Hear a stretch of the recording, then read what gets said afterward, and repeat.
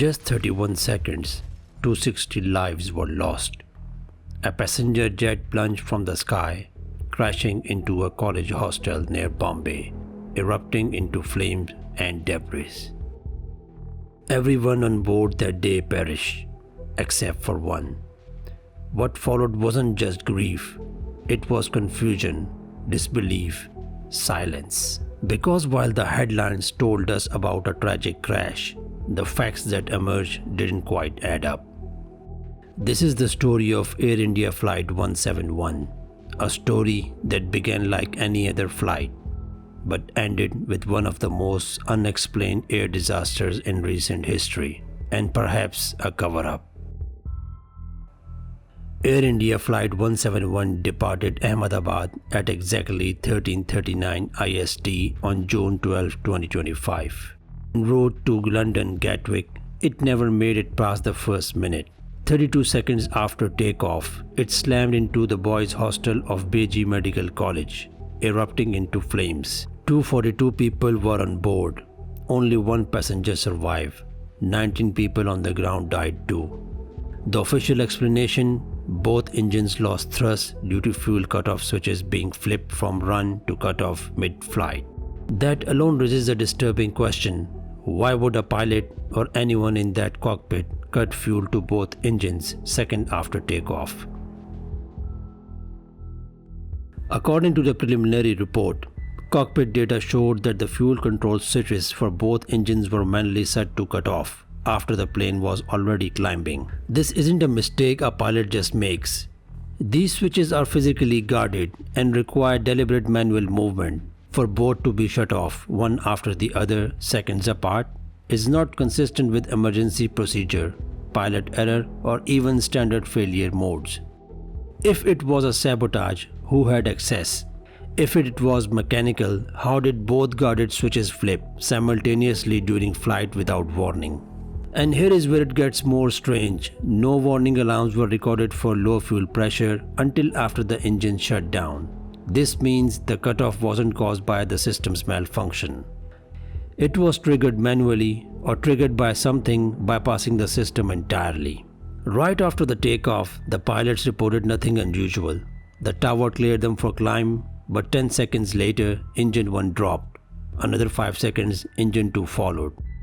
Then came the static and then the following words: losing power, descending.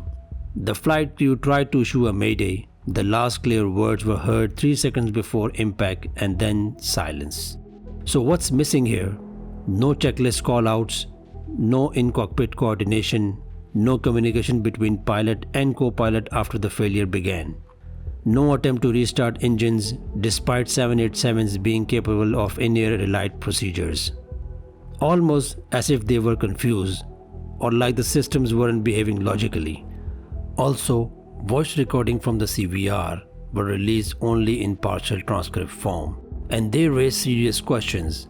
According to the investigators, there were pauses and unexplained background clicks during the final 15 seconds. Some experts say those clicks don't match standard 787 switch sounds. Others say a third voice could be heard faintly, which hasn't been publicly confirmed nor denied. And then there's the co-pilot final sentence. Why did he cut off? Who was he?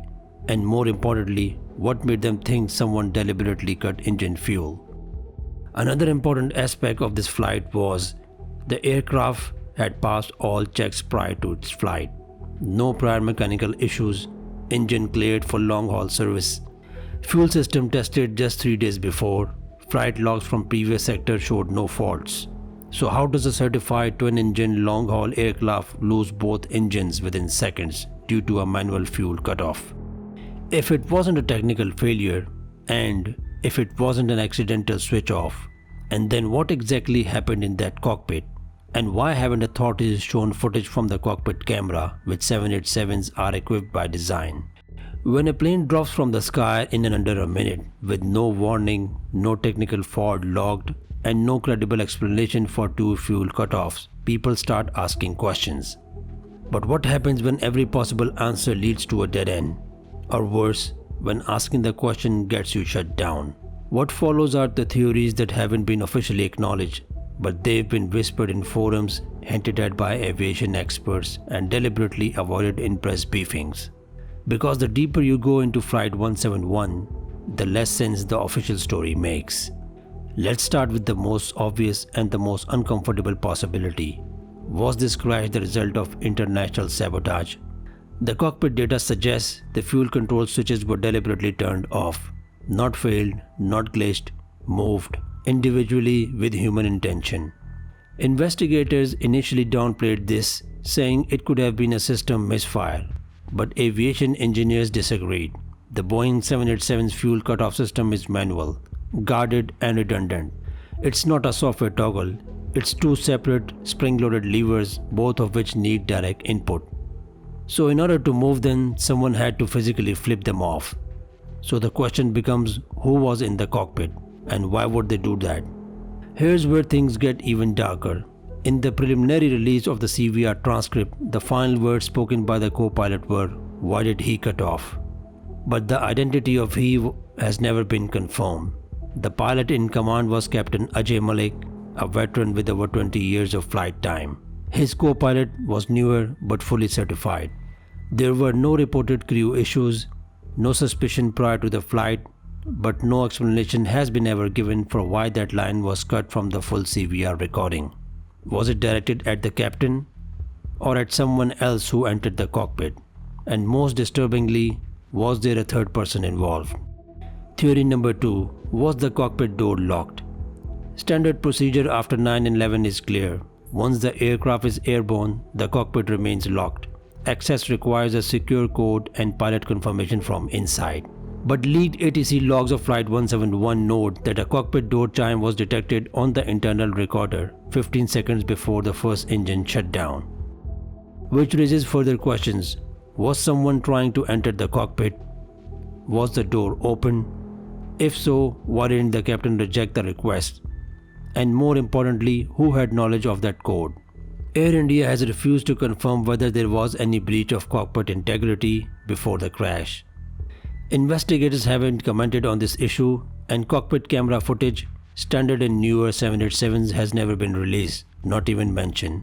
It's like that part of the story has been scrubbed. Remote interference. This theory lives in the shadows, but it won't die. Some believe Flight 171 was the target of remote digital interference. Why? Because the Boeing 787, while state-of-the-art, is one of the most fly-by-wire aircrafts in operation. Its systems, flight controls, engine management, navigation are networked, digitized and connected through a system known as Common Core System. There is a precedent for concern. In 2015, a cybersecurity researcher claimed he briefly took control of a 787's thrust management system through the in-flight entertainment system, a claim Boeing fiercely denied but never fully disproved. In the case of Flight 171, both engines shut down. The shutdown command came from the cockpit, but no one remembers issuing the command. So could an outsider actor have sent the signal? Boeing and DGCA claim no such vulnerability exists, but internal documents from a 2023 Boeing system audit mention possible unauthorized control path exposure in the early Dreamliner software builds. These documents were quietly buried, but someone preserved them. A former maintenance engineer posting anonymously just days after the crash claimed, "If the right command is injected into the CCS, you can overwrite anything, fuel, shut-off included." So was Flight 171 the victim of a digital hijack? Because neither Boeing nor Air India has granted independent third-party access to the aircraft's non-volatile memory unit, where such anomalies would be logged. A cover-up in motion. Now here's what's most suspicious. The full report on Flight 171 was promised within 30 days. It's been over months now. Still no release. Still no CVR audio, still no cockpit camera footage. Just some fragments carefully controlled. Air India has since locked down access to the remaining Dreamliners of the same build series.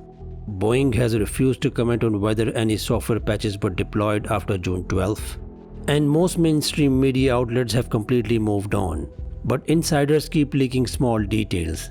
ATC logs that don't match public statements, fuel quantity reports that show no imbalance, security camera footage from the boarding gate that's gone missing.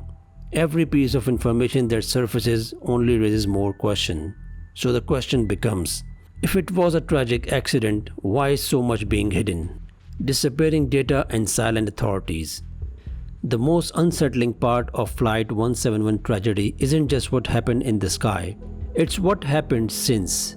Because in the weeks after the crash, key data vanished, authorities stopped talking, and information that could have explained the unexplainable was either delayed or never released at all. This section focuses on the erased evidence, delayed reports, and how these actions fuel theories of a larger cover-up, or worse, a deliberate suppression of truth. Let's start with the basics. Boeing 787 record almost everything: engine behavior, flight control inputs, cockpit voice, cabin communications, cabin surveillance, internal maintenance diagnostics, security door access logs. But here's what the preliminary finding didn't include. No raw FDR flight data recorder dump, only summarized plots, only partial CVR transcript and no audio release. No statement about cockpit camera footage despite it being standard on all post-2020 Dreamliners. No logs of cockpit door access. No crew biometric data, which some Dreamliners began logging after 2024. And one more important strange omission, no confirmation of the final thrust lever position. The status of those controls are crucial to verify pilot intent, which were absent from the summary. Why? Authorities said that the CVR was damaged, but investigators used data from the same box to pull 33 seconds of cockpit audio, so it wasn't destroyed, they just cherry-picked. Hidden mechanical defect Boeing knew about. Multiple whistleblowers, including a former quality inspector at a major Boeing subcontractor, claimed that the 787-8 series had a recurring issue with engine control system feedback, particularly when transitioning from TOGA, takeoff, go around to climb mode. This bug would supposedly briefly send incorrect signals to the FADEC, Full Authority Digital Engine Control System, potentially triggering a self-shutdown sequence if confused by faulty inputs. That's rare, but if the feedback loop also hit the fuel management unit, it could resemble a human-issued cutoff. Did Boeing know?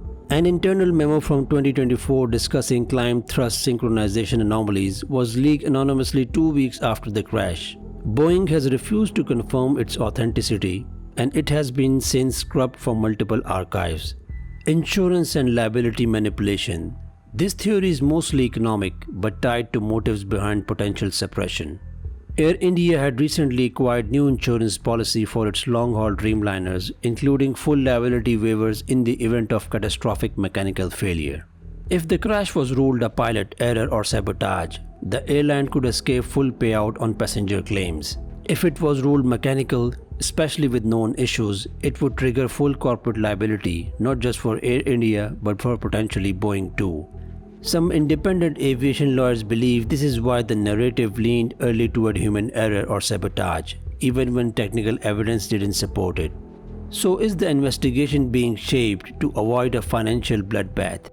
Air India Flight 171 isn't just a crash, it's an open wound in modern aviation.